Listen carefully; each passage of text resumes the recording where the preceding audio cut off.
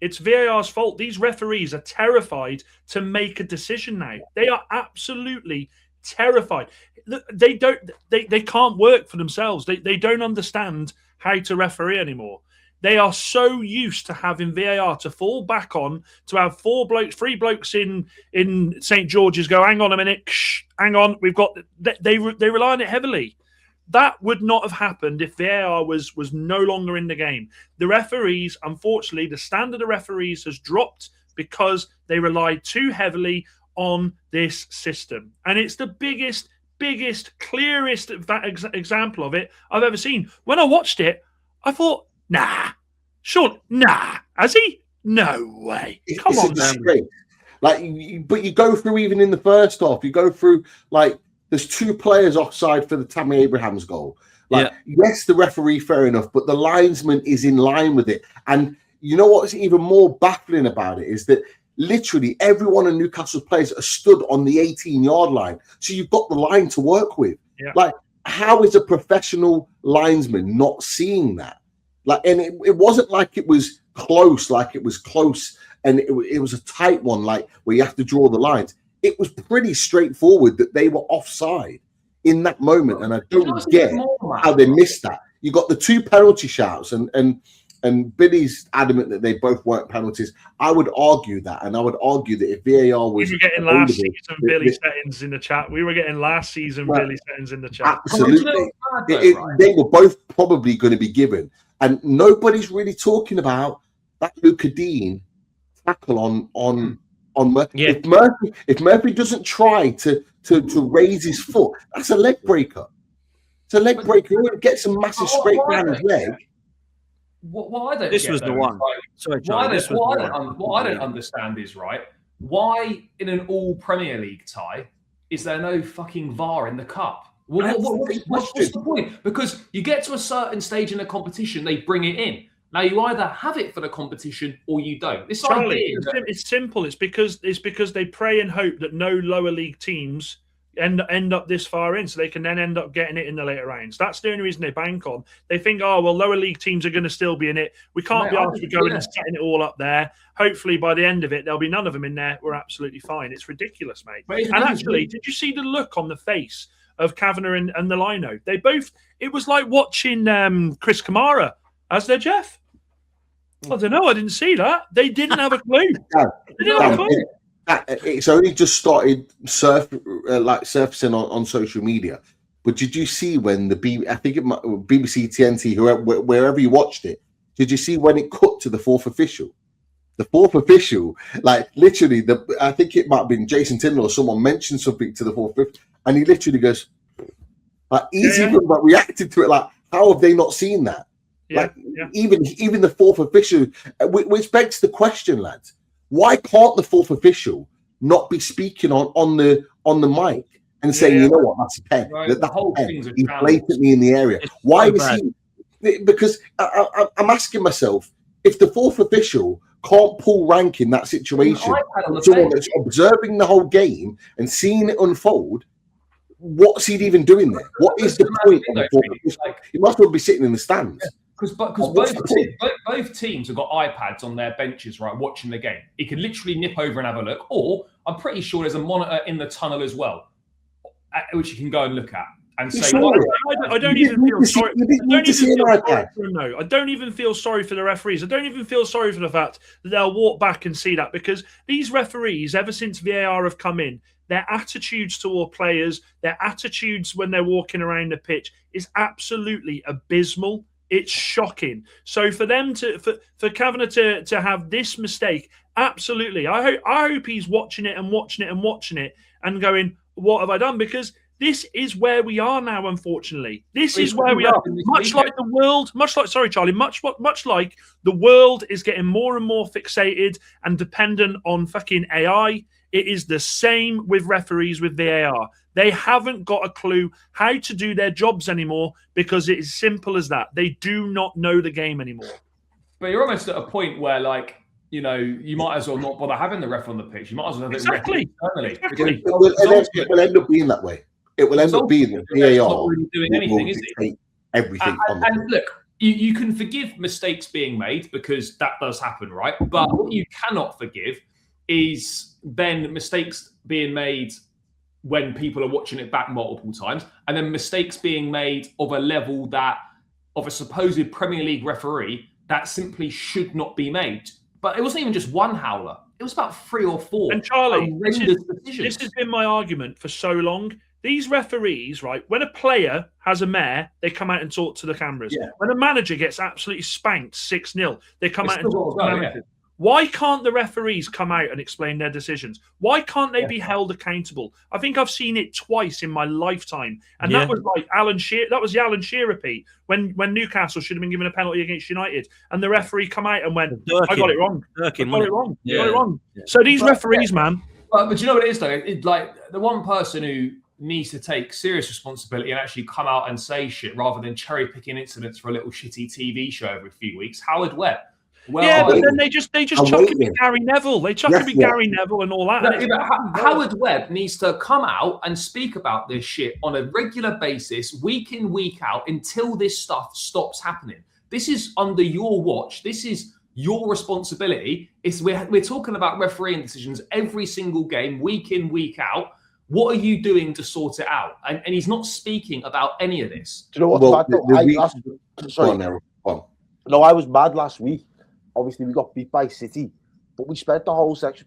LB had his bit, I had my bit. We didn't even mention the refs. I come away, and I was speaking to someone, and I was saying, do you know what? I'm fuming that I didn't even mention it because I don't normally like to do it. But that game last week, the way it was the awful refereeing, but we're just used to it, and we're just expected to be used to it, so we just get on with it now. It's baffling to be. The other thing is, Errol, that you've got, because you mentioned Ref Watch and Howard Webb and all that. All of the people that are actually being spoken about over the last decade or two as making some of the most horrific decisions are all in the media now. You got Mike Dean sitting there on Soccer Saturday. You had Peter Walton sat there on TNT who's now been kicked out. Howard Webb's up there. Mike Riley was bloody head of the damn thing. I mean, he should never have ref off the Rooney and Sol Campbell thing. Clattenburg, another one. Yeah. Who's the twat on Ref Watch with the bald head? What's his name? Dermot Gallagher, that's the one. Oh my God. I mean, honestly, man, these people are shocking.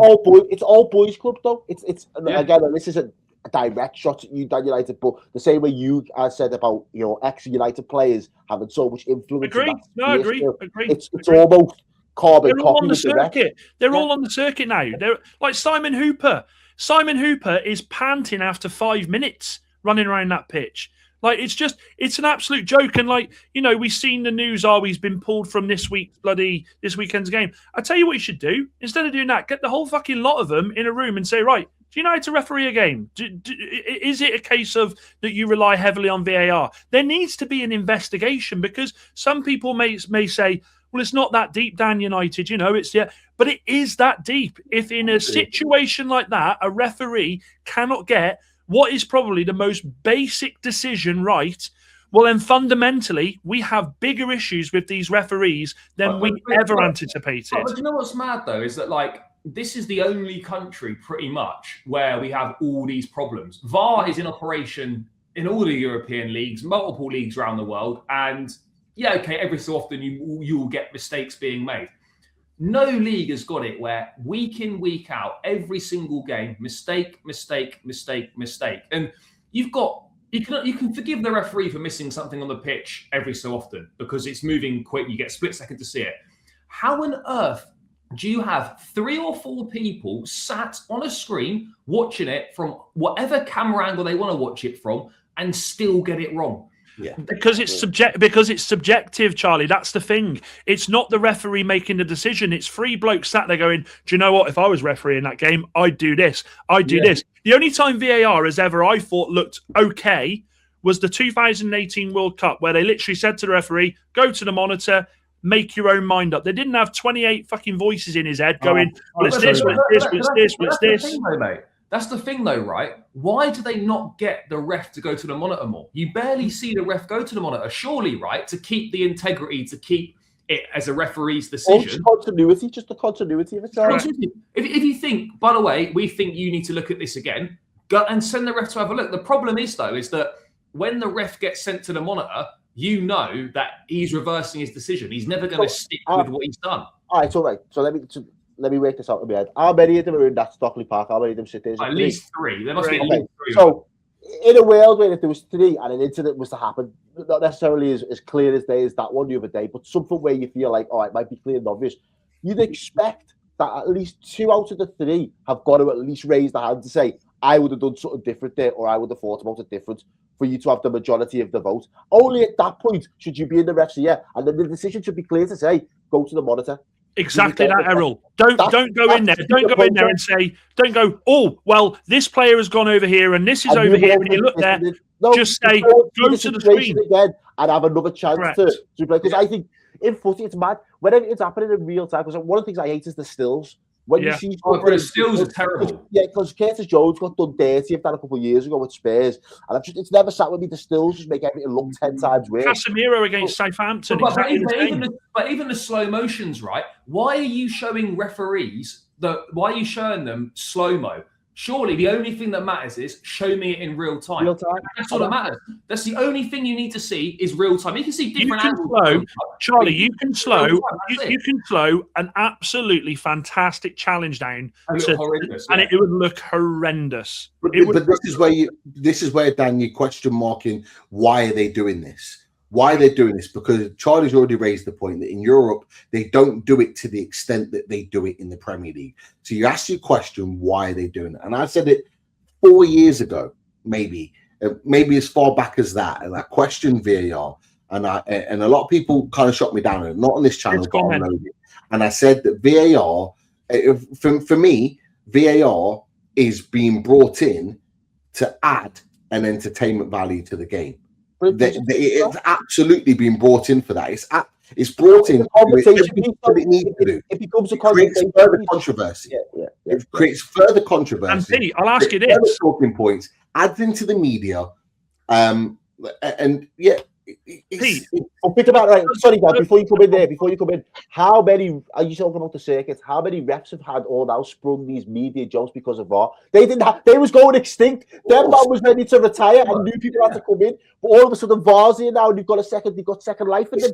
I just wonder as well. Sorry, Pete. I just wonder as well with VAR and the referee on the field. I wonder if superiority comes into play as well. If it's an experienced, one of the top referees on VAR, I wonder if they're in here saying, "Look, you've got. If it was me, I would be doing this. You need to do this." I wonder if there is that change. No, but of course there is, bro. Dan, you're absolutely right there. Because can you imagine, right? Let's say it's a top referee, right? Let's say Anthony Taylor, one of the top Prem referees, supposedly, right? Imagine if you're a lesser ref, right? You're someone who's only managed to ref a handful of games, or you're working your way up. They have not got the bottle in a massive game to tell a senior referee, actually, by the way, you got this wrong. You need to reverse the decision. They'll just stick with it. I think that is absolutely something that does happen. You in a hierarchical point of view, where someone lower down is going to be, I'm not saying all of them will be, they are going to be scared to overrule someone in a superior position. Can I ask you a question then? Would VAR be better if it wasn't refs in Stockley Park, but it was ex-players that had played to a certain level? Or a panel. Or managers or coaches or somebody else. I don't think it should be refs. I see what you're saying. I think an ex-player on a panel would be a good thing at Stockley Park, but that's never going to happen. It's never going to happen. They don't want an ex-player in there because they don't want weakness. It shows weakness. Exactly. They do not want the whole world to go, we've been saying this for years. Why now? They don't want that to happen. It's getting worse. They just keep doubling down, Dan United. They just keep doubling down and doubling down, and it's not getting any. We never had these conversations about goal line tech. I think the whole time it's only broke twice that I can remember. Right? The whole reason it was brought in was for clear and obvious errors, right? And now they check absolutely everything. Mate, there was that comment before that Terry McDonald put. He said, you can't even celebrate a goal. You can't, because as soon as the goal goes in, the first thing you do, I do it on my watch-alongs. I go, hang on. You can't celebrate. It's taking the enjoyment out of the game. You saw that on Saturday. Dominic the Boz, like, I love that. Celebrate all of his goals, lad. Like when the goal goes in, like it cuts to the bench, and instead of seeing Eddie Howe or Jason Tyndall or the players on the bench celebrating, the first thing they're all doing is clamoring to the screen, clamoring to their own personal screen to check, is there anything wrong with it? Is there anything wrong with it? And then they celebrate. That is not football. That is not what we were brought up on. We were brought up on goals being scored, decisions being made in the moment, and to be able to react to it. It's changing the enjoyment. We go back to, again, referees' attitudes are so different now because of VAR. Someone put in the chat about Kalina, and he is the one we always go back to. Of course we do, because he was a world-class referee. But players listened to him because they respected him because of how good he was at his job. Now, the way I get so angry when I see a referee dead eyeball someone, you know, when they blow the whistle and they give that look, I think, who the fuck do you think you are? You're a glorified PE teacher. You've got nothing on this sport. You are not being spoken about because you are good at your job. Every week you are being spoken about because you rely heavily on VAR and because you are bad at your job. It just doesn't make sense. And like, you go to grassroots, I know that they're struggling with referees because referees don't want to be in the game anymore. Blah, blah, blah, blah, blah, blah. Train them correctly. Train them correctly. It's bullshit. My time watching, there's only really been Jeff Winter in the Premier League that was half decent. All the others have been shocking. Uriah Rennie was okay, obviously rest in peace. But was all right. I didn't mind. I thought it was okay. Graham Poll at times weren't awful, but Halsey and Poll were okay, other than Poll in the World Cup giving 3 yellow cards. Yeah, I mean, Howard Webb was a decent ref, in fairness to him. Howard Webb was considered one of the best when he was refereeing. He was good. He was considered one of the best refs in the league. But I think it's a big moment now that there's the huge calls after Saturday. There's calls for his job. There's calls for his recognition.